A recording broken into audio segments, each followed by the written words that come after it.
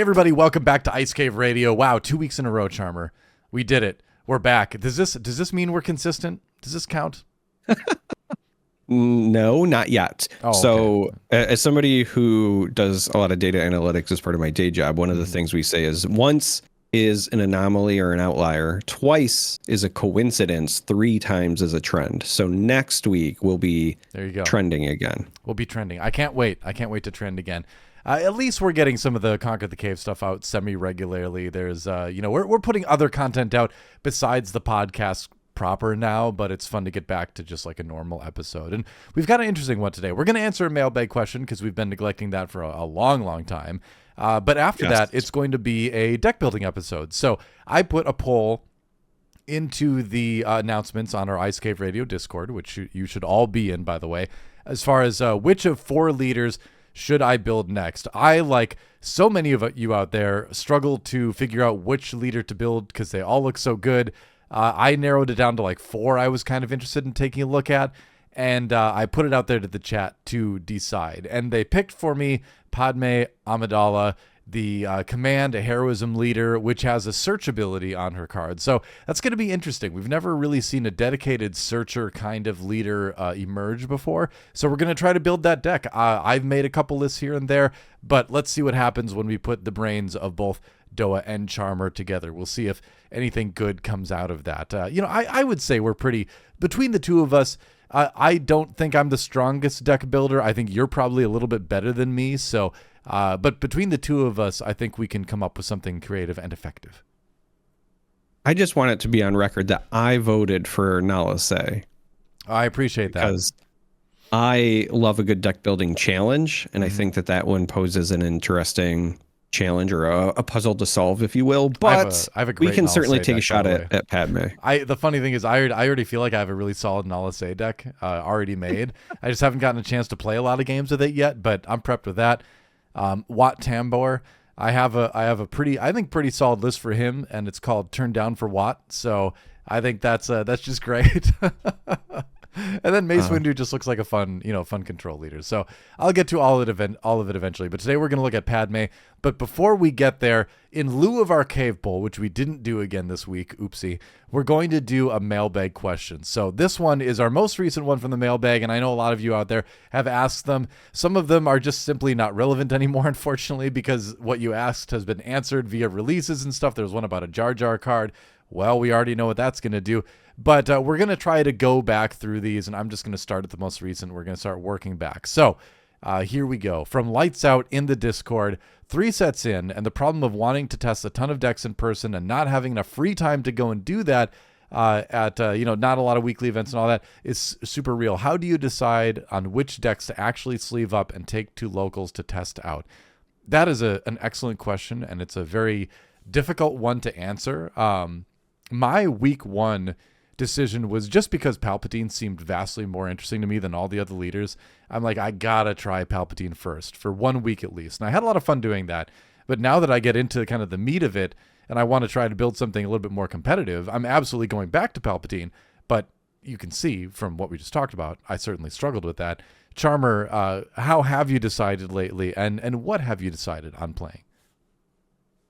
So for me, it is selfish choices first, and then I start kind of honing the edge is the way that I think of it, right? And what I mean by that is a selfish choice is, do I want to play a deck that is like one of my favorite characters, right? So a great example for set 3 would be Asajj Ventress. She is one of my favorite Star Wars characters. I want to mess around with that leader. I want to try to make it work. So she was very high on my list for kind of starting decks. The other one, and it is the one that I have chosen to sleeve up first and take to locals, is if it's not like a favorite character, is there a new mechanic or a new card combination or just something silly that you want to do that you don't necessarily think is going to be meta, but you want to have fun with it. And so for me, I want to do that first because, one, you're more likely to have your fun in an unsolved meta. So early on, if you have like a weird gimmick deck, it's actually better to try to play it then because you're not going to be running up against these ultra refined lists, right? Like imagine trying to take a fun deck into your locals 2 weeks ago before Boba Fett was banned, and then you just run into Boba Fett all night. Like, you're not going to have a good time, even if you're playing your fun list. But right now, in a wide open meta, people are going to be trying a bunch of stuff out. So your gimmick list, it might win a game or two. And even if you don't have a great time, or I guess I should say, if you don't have a great finish overall, you're still going to have a great time. So it's like the perfect time. So I always start with selfish lists first.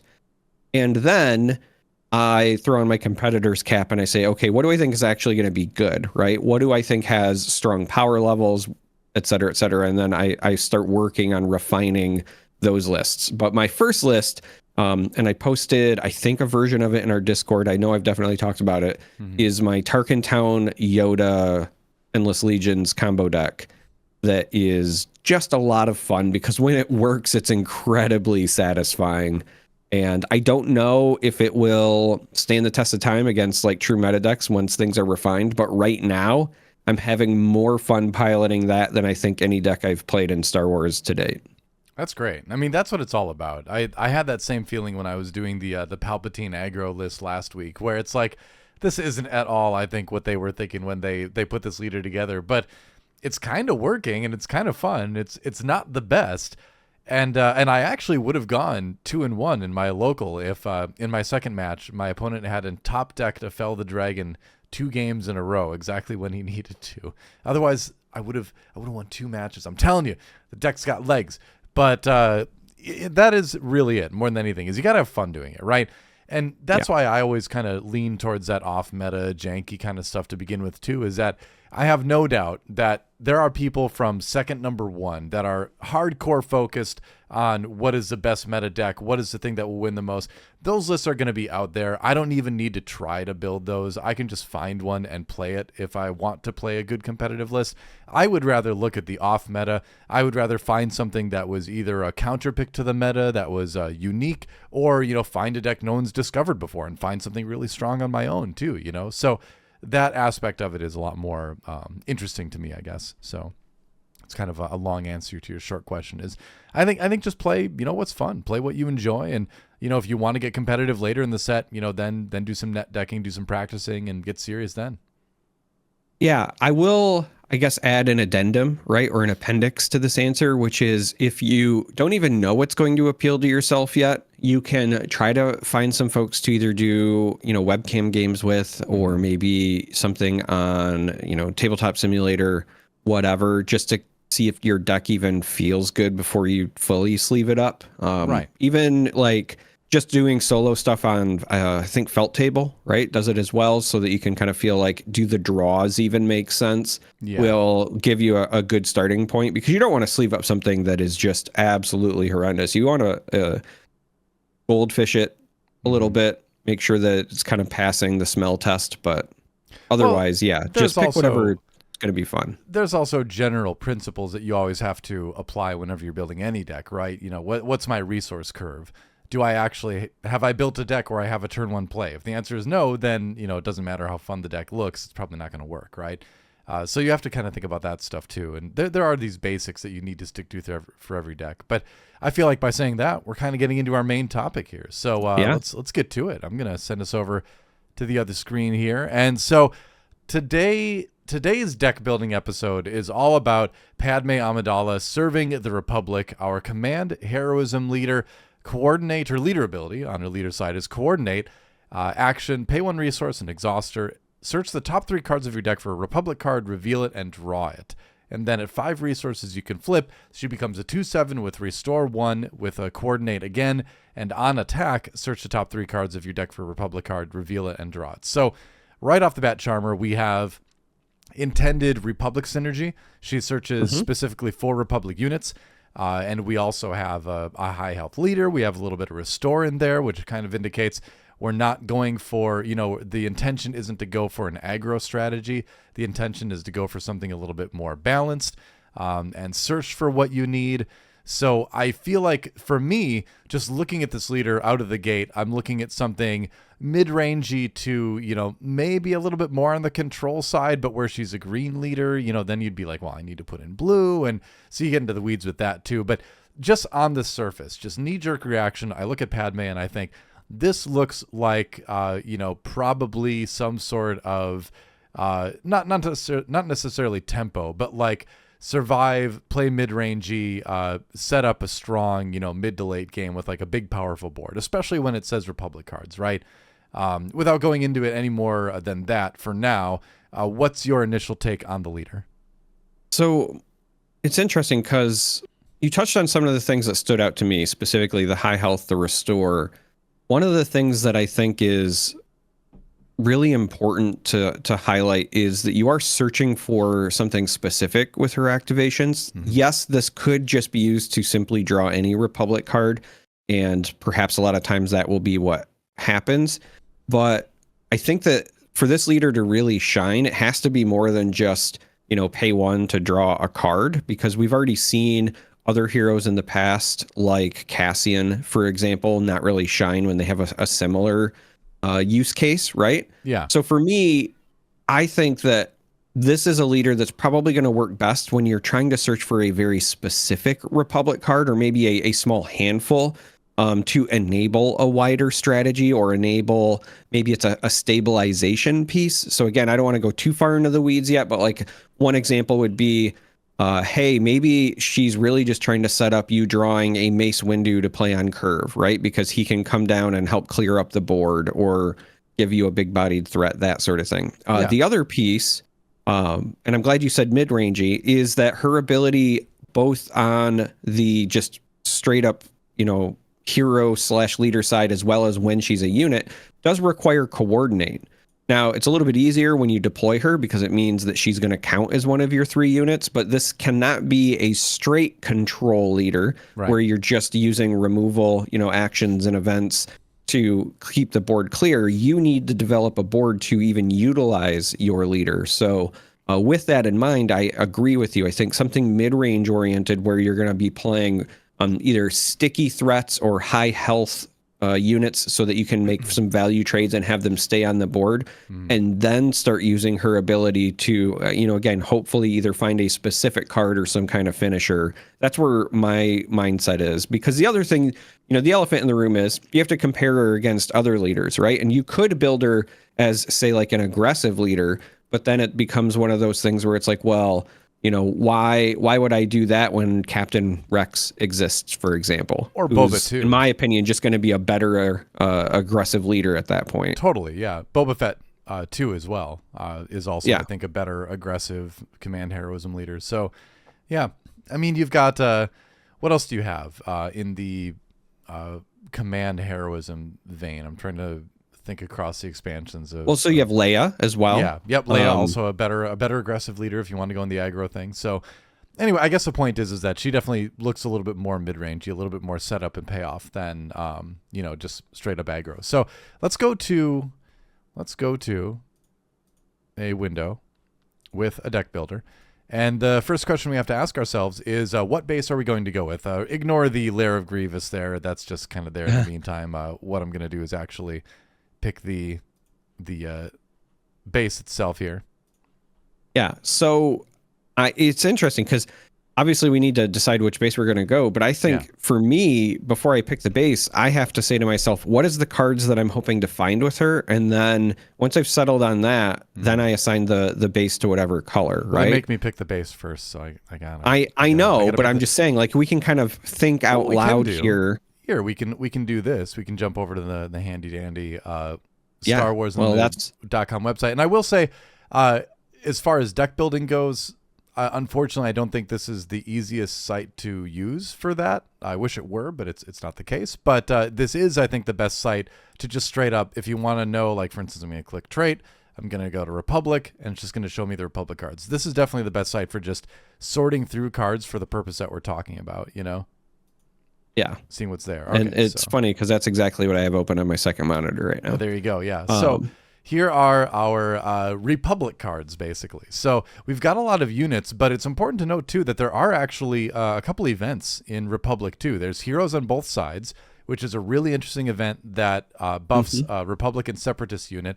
And there are neutral Separatist cards. So when I was looking at Padme, I was thinking, okay, is there a way I can maybe use this card, go for more of a senator kind of thing? And maybe here's a direction we can look at, is a lot of the senator stuff has higher health, whatever. Separatist stuff has like some decent mid-rangey aggression things in it without the villainy aspect, so maybe there's use for this card. The other one is Sword and Shield Maneuver, which is give each friendly trooper raid 1, give each friendly Jedi Sentinel for this phase. So that's more of a standard Clones and Jedi kind of build, and that might work a little bit better too for her. But yeah, there are some options there too. I would like to point out, so there's another event as well, and I actually think it's my favorite event that has the Republic tag, and I think it's one that is worth including in the Padme list. It's in Command, though, so you'll have to scroll up to find it. It is in Defense of Camino. Yeah, that's right. Again, if you're playing a more mid-rangey strategy and you get to the point where you're trying to just trade on the board, right? Mm-hmm. This, I think, is wonderful for that because you're going to get the Restore 2 as well as replace the units you're losing. Like, yes, you're not developing a unit by paying this for, but you're ultimately, you know, if it's a 3-on-3 board and you're just committed that turn to, hey, I'm going to value trade into all of these things or trade into these, etc. Why not get some health back and also get some free clones out of it? This is a card that I'm a fan of. I don't think it's going to be a 3 of, and that's the other beauty I think of Padme, because she can search for things. As long as I have the Republic tag, I'm more comfortable in a Padme deck doing something like a 1 or a 2 of for these situational things because you can more reliably find them with her ability. Like every Padme list I've built so far has had 2 of these in it, and I totally forgot I had the Republic tag. But yeah, it is a good card I think for her list too. But I was thinking the same thing. So looking at cards that you would want to include in Padme, kind of the big payoff kind of cards, just starting from the top, I think Ki-Adi-Mundi is a great card to have around. It's a 5/7. He draws you a ton of cards. That's something, if you are playing a more mid-rangey kind of list, he's going to help you, have the gas to sort of survive in the mid-range. I think you've got things like, obviously, our reveal card, right? Clone Commander Cody, big aura buff character, also requires coordinate. You've got things like Captain Rex, which just helps you put more stuff on the board. You've got stuff like Shak Ti, who's going to buff your tokens. So if you're going for more of a token-centric strategy, she's going to be good. And, again, you just have that real mix of troopers from a lot of the clone stuff and Jedi. So you go back to that other event and maybe you run that. What other payoff cards are you thinking of here? Well, so this is the interesting bit, right? We know that we're already going to run Command because of the leader. Correct. So you've got with that in mind, the only double Command payoff card is General Krell, which is from set 1, actually. And if we go with him, then we're almost certainly just going with like a go wide strategy. But my argument here would be, again, like if that's your game plan, you should probably just be on Rex anyway. Yeah. So I'm less sold on like a double Command Padme. And so with that in mind, our other options are obviously aggression, cunning, and vigilance. And so when I'm looking in those fields, I think Ki-Adi, sorry, I always say Ki-Adi, but you have corrected me. It's Ki-Adi. Right. The Sia in a Kia guy is, I think, a great choice, but my biggest complaint with him is that he is almost like a double up on what you're already doing. You already have a hero that you're hopefully drawing cards with, so just having your payoff be another thing that helps you draw cards feels weird to me. Yeah. And as good as she can be in limited, I don't like Luminara as like a constructed payoff. Totally agree. Which makes me feel like maybe blue isn't where I want to be. And so then at that point, I'm looking at either aggression or cunning. So like in aggression, going in the same direction here. I'll reveal what I've been working the most on after you tell me. But I'm curious where you're going with this. Yeah, I think we're going in the same direction. Yeah. Aggression, I think, has some of the better payoffs because you've got Mace. I think Kit Fisto in the right decks can absolutely be fantastic, especially if you're also pairing him with like Timely Intervention, for example, to guarantee you're going to get that coordinate on attack trigger. And I also, if I'm just being honest, think cards like Heavy or even Low Altitude Gunship are also worthy of playing. Anakin could be played in the list. I don't really like that he's just drawing cards, but Anakin's Interceptor, fantastic air unit. But like as far as like the big payoff cards, I do think Mace and Kit Fisto kind of stand out to me. On the cunning side, there's less big payoffs, but there are some interesting situational cards that you can find if you need them at the right time. So Ahsoka, the legendary unit, can be like a reusable removal. Plo Koon is also situationally a fantastic ambush card, and you don't even need to pair it with your timely intervention. He's got ambush baked in. Yep. And then I also think that things like the Republic attack pod is better than it looks, because you're already when we get to the deck building phase, you're already trying to plan on having coordinate or whatever activate anyway. And so having like a flip turn where you can drop a 6/7 and deploy Padme is somewhat attractive. But my biggest problem, unfortunately, though, is that there's not a lot else in cunning that excites me. Like, the problem is I think Ahsoka's great. I love R2D2. I think that the cunning R2D2 is a fantastic unit. I'm trying to shoehorn him into so many decks that he probably doesn't belong in. But ultimately, he's just good hand fixing on turn one, basically. Is the idea. Well, and he's just a huge stat line, like a 2/4. 2/4 for 2, yeah. Mm-hmm. Is just so good, especially again and when coordinate matters so much.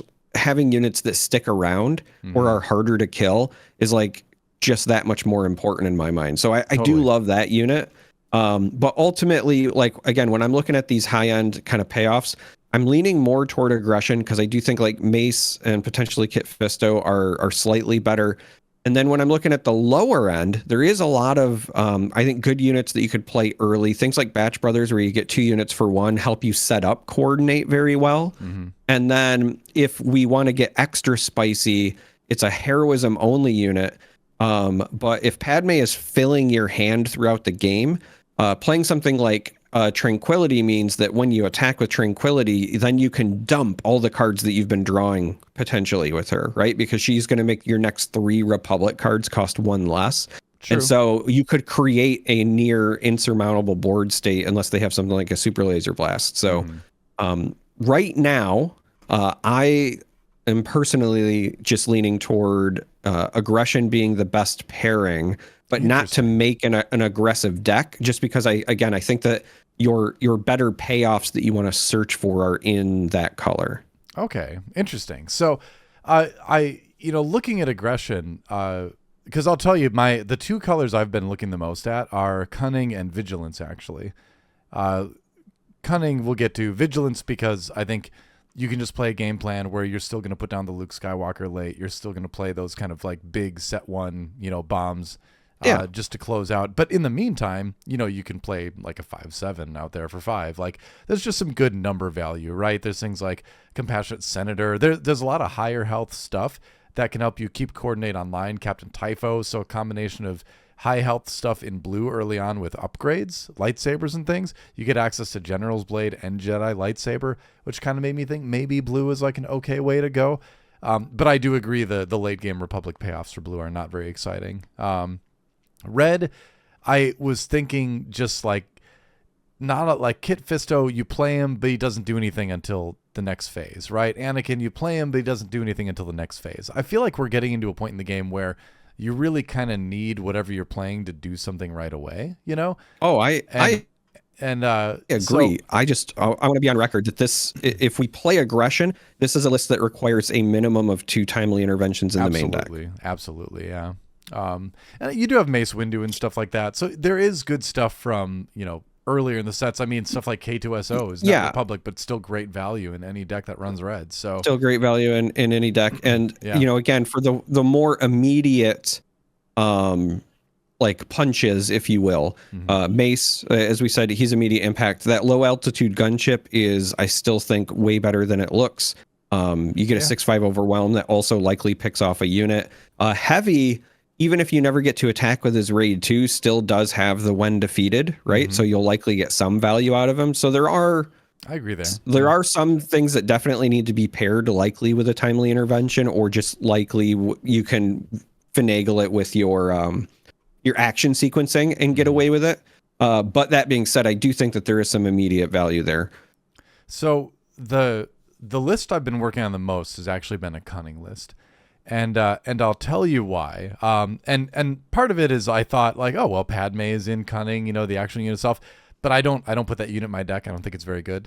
I think it's fine and limited. I've heard people have very good success with it there. I don't know if it's the strongest unit in Constructed. I have not found a reason to include it yet. But the big reason why I'm playing Cunning is because there's a little card that came out in this set that, let's see, I'll clear the filters here, and it's called, Now There Are Two of Them. So let's take a look at this card for a second here, because I think this is just a straight up Cunning card. It says if you control exactly one unit, play a non-vehicle unit from your hand that shares a trait with it, it costs 5 less, which is a lot. So we go back again to our Republic trait, and we look at what we have access to. Let's see. And it's like, okay, well, what can I play that costs 5 on the second resource turn? Because ideally you play something on your first turn, and then your second turn for 3 resources, you're playing a 5 cost. So in that sense, then suddenly things that aren't the biggest late game bombs, like Clone Commander Cody, become massive second turn plays. Like dropping a Cody on turn 2. Sure, he doesn't have his coordinate online, but it is a 4/4. Bigger targets are dropping something like an Ayla Sakura on your second turn, putting a 6/5 out there, right? Or your fourth or your third resource, your 4 resource turn, you could drop a Captain Rex if you have 1 unit out, of course. Right. In Cunning, again, you have pretty big deal units like Plo Koon, which, play a 3/6 with ambush on your second turn, kill whatever they have out there, still have like probably a 3/3, 3/4 remaining. That's pretty decent, right? There were a couple other ones. I thought about 5s maybe, but and Trooper works with this too. So you can look at Republic, Trooper, occasionally like Jedi was the one I was thinking about if I was gonna run something like in blue you can't run with coordinate. Never mind. But anyway, Cunning has that card, and I think that card is so good and it's so game changing when you can get it off on your second turn that it's worth considering. And I'm probably tunneling too much on it, but I do think that's worth thinking about as just a way to pave a very smooth path to the mid game. I don't disagree with you, but this is the only spot where like my head goes. I think Now There Are Two of Them is a fantastic card. I think that there are definitely decks that want it. My brain just gets stuck in it, and I'll admit this might entirely just be biased. I will just say this straight up. It's way better than something like Nalase, I think. Maybe this is the hitch for me. We have a leader that cares about coordinate, so we want 3 or more units more often than not. Mm-hmm. And then we have a card that we're building around that requires us to have 1 unit on the board. Well, that's why it's kind of a turn 1 play, or if things are going poorly. Just in some of my testing, it's been nice to sort of like get a big unit out when you've lost a couple of units too. And like, it's her ability before her flip turn isn't maybe all that useful to begin with, where a lot of times in Star Wars Unlimited, you're going to want to maximize whatever you're playing resource-wise in the first 3 turns, right? So even if you have a bunch of units out, are you really going to spend one on searching for another unit that you can't even play until the next phase? I think that is really kind of the crux of her leader too, is that I struggle to find times where I want to use her ability before she flips, So I do think, and so this is that interesting deck building piece, right? Because I do think that, so if I'm playing a Cunning version of her, you are most likely to be playing 1 unit per turn until your coordinate's online. I fully agree with that. The aggressive version, though, because you're going to be running Batch Brothers, you're going to be running the soldiers of the 501st, Anakin's Interceptor. You're going to have all of these cheaper units. So I could very well see, even on your 4 resource turn, like if you start with an Interceptor and do a Batch Brothers, and then on the following turn you play another 3 drop, and they've only killed like 1 of your units, it's still alive in that overflow. Like, yeah, it might not be a card you're playing until 3 turns down the road, but it's still a dig deeper into your deck. It's a card right? in hand, yeah. It's a card in hand, and it's a choice. It's not even just like off the top. It's I got to look at the top 3. So, well, let's build red then, because I've been, like I said, I've been doing a lot of messing around with yellow. I want to build red because this is one of the colors that I haven't explored yet. I want to pick your brain later because I have also been doing a lot with yellow, and I've been doing a lot with, now there are two of them, but it's been for my Asajj list. Oh, okay. Because I've been trying That's to make another good one the for it. like Yeah. force, like I've been trying to figure out how I can do Darth Maul on turn 2. either Darth Maul or Seven Sisters. But yes, like all right. So, let's go. Do you want to just go with Tarkin Town by default? I'm kind of tempted to go with a vanilla base for this, honestly. I think I would go with a vanilla base. Yeah. Okay. Good. We're on the same page there. Yep. All right. So, and where do you like to start? It depends on the leader, but I generally kind of like to start with my ground units as far as like what do I think I'm going to put in there. Yeah, I mean, I usually just start with units in general. So like I usually tick off events and upgrades to just start with units because I want to know what I'm putting on the board, whether it's space or ground, like especially with this leader and coordinate centric, I want to know what I'm putting down, right? So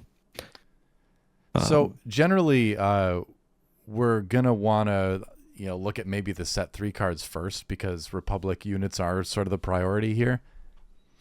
I think maybe and what I usually do when I'm building is I put I just do one ofs, for everything, so I can always change it later on, I mean, there's some that I think we can slam. I think you're fine putting 3 maces in. Mace? Okay. I would go Mace with is going to be the Darth Vader of this list, right? Sure. Like you want to play him on 7 almost every time, I think. Makes sense.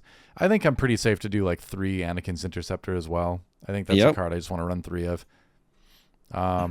Let's see. I mean, I think there's quite a few that I think are easy 3 of choices. Cody. Anakin's is one of them. Yeah. Cody is one. Do you like Yularen? So I do, but I really do. But because he cares about heroism, and we're potentially going to have a lot of units not heroism, I would wait on him. Okay, I'm on the fence about including him or not including him. I have him in some lists. I don't have him on other lists. I'm on the same page with that. I do kind of like 4 Shaktis, 3 of. Yeah, or 3 Shaktis, yeah. Ayla, for me, a lot of people have been putting 3 ofs. I'm not convinced because she needs coordinate online, obviously. But if you don't have it, would you really rather be drawing her than like a Cody or something else? So this is really interesting. I love her. But I love her in lists where your leader is not command and you can play her with ECL. Yes. Her with ECL is where the big value is. Yeah. Because in our list, now like I said, I do think we're going to run a minimum of 2 timely interventions, but we also have other units as well. I would do 1 to 2 of her for here. We'll just do 1 for now. Yeah. How do we feel about Anakin Skywalker? Another card where it's like you play it, and unless you're ambushing him out there, he's kind of just going to chill. Yeah. So similarly, I think that he's if he's included at all, he's probably a 1 of. I would argue that ultimately I would still rather run more Isla over him because we're already going to have ways to draw cards. Yeah. But we can just put a 1 in there for now, I guess. I do think personally, so other things to consider, easy 3 ofs. I like low altitude gunship a lot. Interesting. All right. Well, we'll try it. It's a 6/5 over. So again, if we're more mid-rangey, then I think we want to either slam something like this where we're picking off a unit and getting a unit, and so this is my other 3 of is Captain Rex the unit, right? So it's either we play a unit that gives us 3 units, or we play something that's a net of 2, right? Where we pick something off and then get something big. Do you like a 2 or 3 Kit Fisto? Our deck is getting very top heavy right now already, I can tell you. Yeah, well, and so that's why I was going to say I think that at most he's a 2 of. And there's also the thing is where Wrecker exists, right? And is Wrecker just straight up better as a 6 cost? He doesn't have the tag, sure, but just sometimes you have to kind of ignore the tag in your leader and just be like, this card is so good. If I'm playing aggression, I should include it. Yeah, I think that we're gonna definitely have some of those. I don't think that Wrecker is necessarily there. Okay. Like if anything, I think that Wrecker is competing with low altitude gunship in the list, but gunship is searchable and on theme, right? I guess Wrecker Wrecker has is more plus one reliable. stats, but Yeah. then otherwise has overwhelm and like, yeah, he can nuke something, but he's going to eat a resource, low altitude. You're just going to get the damage no matter what. Like, Sure. I think that's that slot. Great Dragon.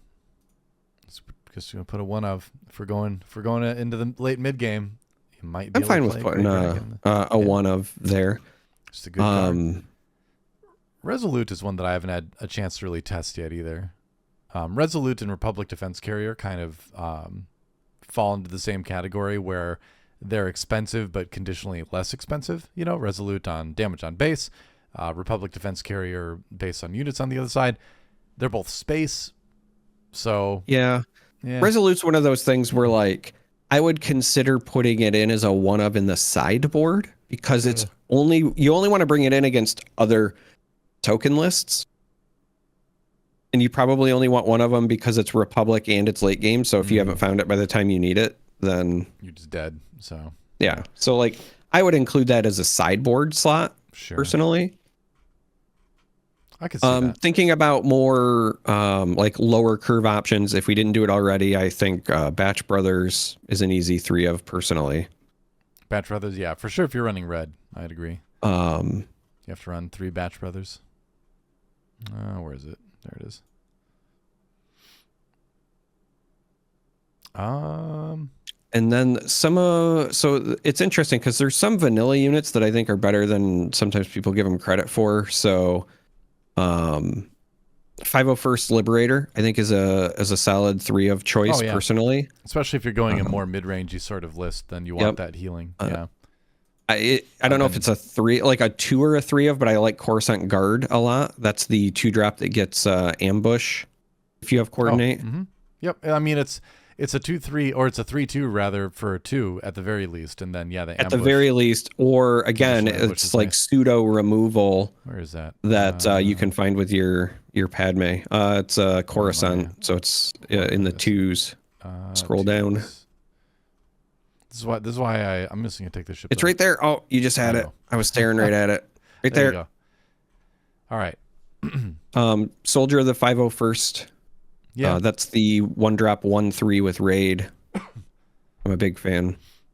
Yeah, it's decent for coordinate, having a decent amount of 1-drops in there. Even something like R2D2. The 3 health means that if you have initiative, like it's a 1-drop that trades up and can even sometimes survive depending on how it goes.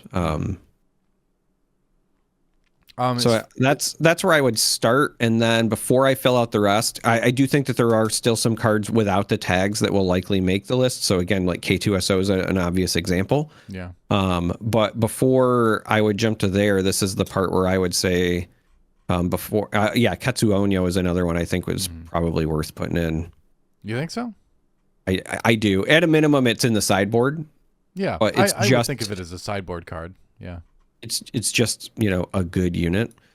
But like this is the part where I would usually stop myself before I go too overboard, and I'd say, okay, let's put in my 2 timely interventions. Yeah, let's get the events in there. That's usually where I go to next too. Yeah. 2 timely interventions. You like defensive Camino, right? Where's that? Yeah. It's a 4 cost. Defensive Camino. I think 2 of is good with that. Yep. Since we're in red, we have access to things like Bombing Run. We have access to Open Fire. Blood Sport is a new one. Yeah. Yeah, those are typically like anti-coordinate stuff. So for me, the only other events that I would consider like just right out of the gate like this would either be Daring Raid. I love Daring Raid because it can go base. It's also cost effective and it can take out opposing units. And then the other thing, Grenade Strike for me just fights with Daring Raid in a lot of my lists. I haven't tested. So the other one that jumps out to me with this particular list, because we do have a lot of 7-drops, but then we also many times want to play just a bunch of stuff to turn coordinate back online. The Ewing Reinforcement, I think, is another solid choice. Doesn't I even. I always was gonna do say, doesn't like have to be a 3 of. I think like just a 2 of or whatever as a I panic. I Or kind we of do could like do a 2 of 3 and and 1 in the then sideboard. I don't know. yeah, That's what I usually do with U-wing now, where it's or usually it goes 2 in the main deck, 1 in the sideboard, and then I kind of play some games and decide if I really want 3 in the main board or not, you know. And then if 2 seems to be enough, then I'll probably just ditch the 3rd from the sideboard. yeah, and that's also the reason why I love having, you know, the 3 of on the 1 drop, for example, right? Because you could theoretically you could have a Ewing where you see like Commander Cody and 2 Yeah. of the Liberators, and now suddenly coordinates online just from your Ewing. Mm-hmm. And They're all theoretically, when buffed you're and playing U-wing, you'll hopefully at least have one other unit out there anyway. So a right. minimum of 2 units from U-wing, and then you've got it, you know. Yep. Yeah, I like Mace Windu here. Let's see. We got 44 cards right now out of our 50. So to just start looking with. at our curve, we just need more 2s. Yeah, we need at least one more. I have generally lately been going with 12 turn 1 units across ground and space. I think if you're playing aggro, then you want to look more at like 15, maybe even 18. But if you're going more into the mid range, I think 12 is like a good litmus or, you know, baseline basically, where it's like you have a very good chance of drawing one between your first draw and your mulligan, you know? Yeah. And so Soldier of the 501st does a little bit of lifting there, so I'm okay with also making one be situational. So I would say we want probably at least a 2 of Republic Tactical Officer. Yeah, I don't mind that one. That's been one I've been kind of in and out with, because sure it's nice, but it's only +2, so it doesn't trade quite as well. It doesn't do as much as a Fleet Lieutenant does, you know? No, I mean, it does. It just doesn't have the same stats. Like a Fleet Lieutenant +2 in an attack, it's just that it's 3 for a 3/3, whereas this is 2 for a 1/4. That's what I'm saying. But the 1/4. Sure, go ahead. So I was just gonna say the one benefit of something with a 4 health is that it does help keep Coordinate alive. Like you're trading the offensive power for the stickiness. Sure. And like, let's be honest, nobody wants to trade into that 1/4. You know. That is true. Yeah. I just don't like the situation where I use him to trade, you know, where, you know, I buff something that trades, and then instead of having a 3/3, I just have a 1/4, and I'm like, this feels terrible. Because they don't want to trade into it, but then they don't really need to trade into it either, because you can't really hit them back if they just ignore it. So I think it's okay. I've been running it in a lot of lists, but I've also kind of started having second thoughts a little bit about it too. So I'm interested in testing it more. Yeah. I'm very on the fence about this unit right now. I think that a lot of his effectiveness just depends on how often you're getting your clone trooper tokens, right? Because like losing your batch brothers after they've made their token, or even just losing the token, or like losing a token that Shock T has created or off of Rex or whatever is fine if it's getting rid of something with 4 health most of the time. So I feel like this isn't a list either that should need to rely on tokens, because frankly, there just isn't a ton of token generation unless you're going into, you know, double command, right? That's where a lot of the heavy token generation is. We've got there's Rex, a lot in double command. But I was gonna say we have Rex, we have Batch Brothers, we have Shock T. Yeah, Shock T. I always get a little bit, unless you're, you know, ambushing her out again. Like I always get a little bit worried about counting Shock T because she's conditional token creation, whereas the other two just do it, you know. Yeah. So I'm actually like a little bit less hyped about Shock T as I used to be. Her stock is kind of lowering in my opinion, because she's a 3/4 for 4, which is not super exciting. And if you don't get to attack with her, then it's like, well, there's a lot of other better cards I could have played. I think, yeah, you have to timely intervention. Maybe we do want to run 3 timely intervention in this, honestly, because we have a lot. I mean, I'm fine with it, because worst case scenario, you smuggle it, yeah, right? Exactly. Like, yeah. I think we do run 3 in this list. I'm feeling 3. And so at that point, ideally for me personally, I would probably just want to jam in another 2-drop. It could be a Republic one, or we could just, again, if we don't want to care about the tag, you could just run like Battlefield Marine and just give yourself a 3/3. I was thinking Battlefield Marine. The other way I was thinking too is maybe we find room for like a heavy or something too. And, you know. Oh, do we not have the heavy in there yet? No, we don't have heavy in there yet. That's what I wanted to include. Let's go back through real quick, because we're going to make room for that. Yeah, that's for sure. So when you're thinking heavy, I kind of want to. I'm on the fence between 2 and 3 of, because I can see how great it would be because it attacks for 6 if it lives, and if it doesn't, obviously it does something good too. But I was gonna say I like the 3 of just because the one defeated is still usually relevant. I suppose it's also kind of local meta dependent too, right? If your it is local meta playing dependent. a bunch of wide stuff, then like if they're playing a bunch of control, then he's like the worst card. So yeah. But then he becomes like one of your sideboard candidates. But sure. Just looking at this real quick, so I would say let's pull out the one of Anakin because I wasn't a big fan of him to begin with. Yeah, same. I'm fine with that. I would also say we could reduce our Kit Fisto to 1. Okay. Because he's already again something like Shock T that we're kind of banking on maybe ambushing or something. I'm actually not the biggest fan of 3 Captain Rex. I know he makes 2 Clone Trooper tokens. I know he gives you 8/8 of value for 6, but he doesn't do anything besides make those tokens immediately when he comes out. He doesn't kill anything, you know? So I'm a little bit on the fence about 3 Captain Rex. I could be convinced otherwise, but those are just some thoughts I'm having. As far as other 2 drops, though, yeah, like what?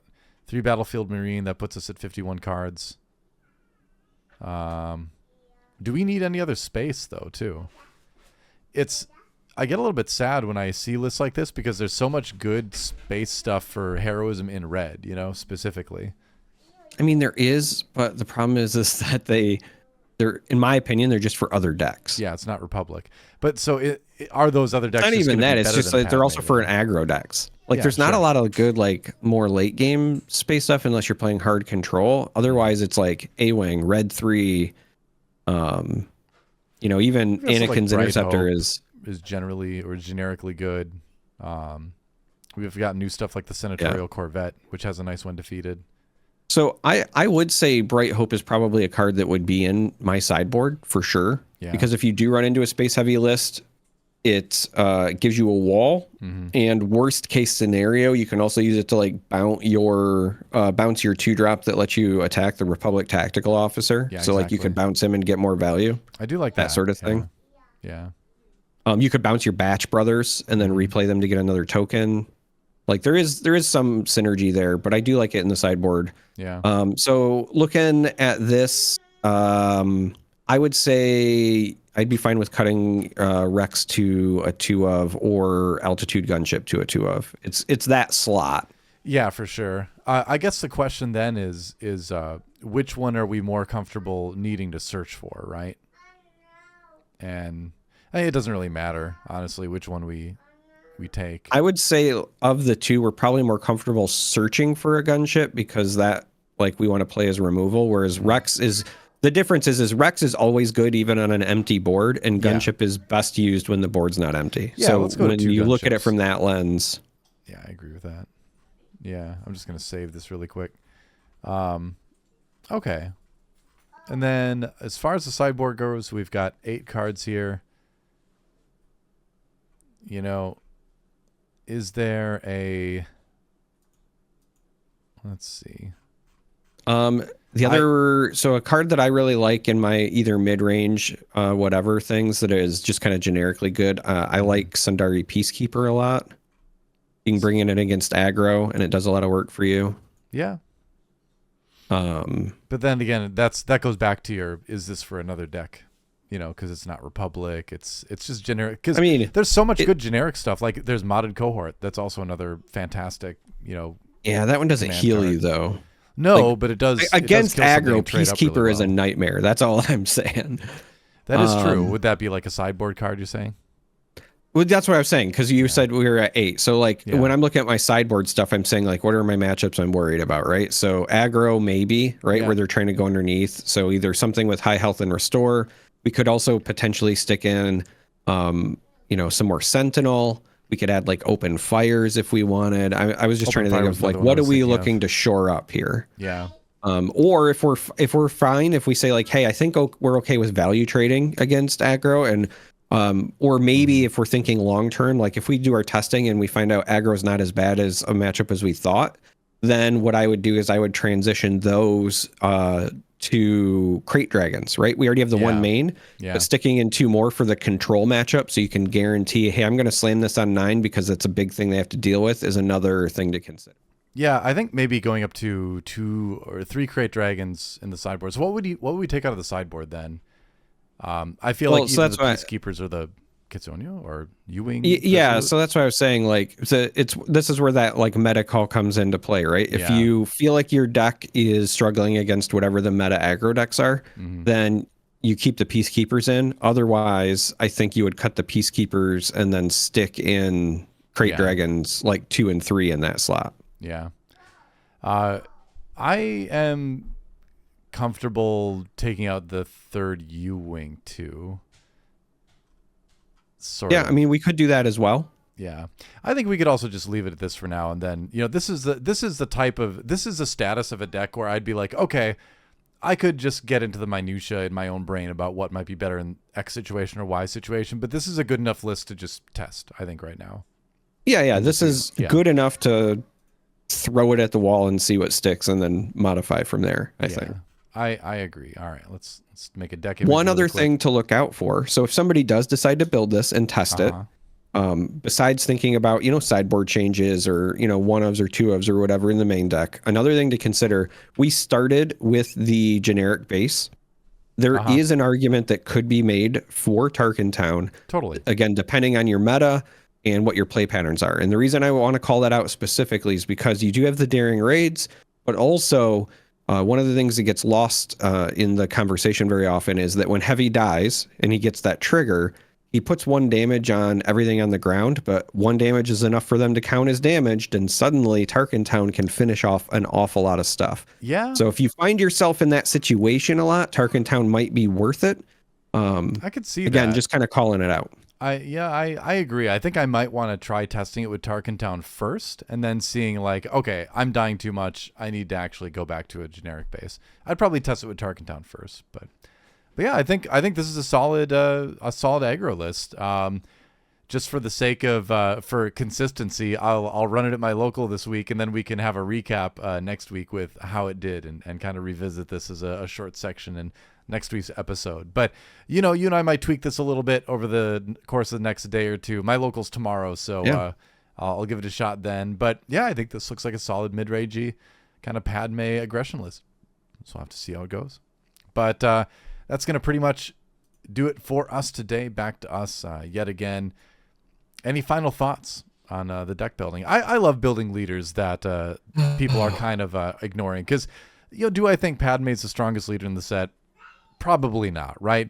But do I think there's potentially some solid lists in there and some unique ideas that are yet to be discovered? Yeah, absolutely. So it is fun to take like a deep dive into something like that.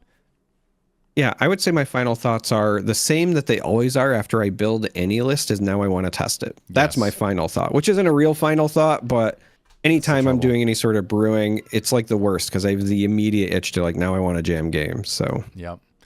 Well, maybe we should do just that. We should end the episode and get some games going. So I think we're going to leave it there. And so until next time, take it away, Charmer. May the Force be with you.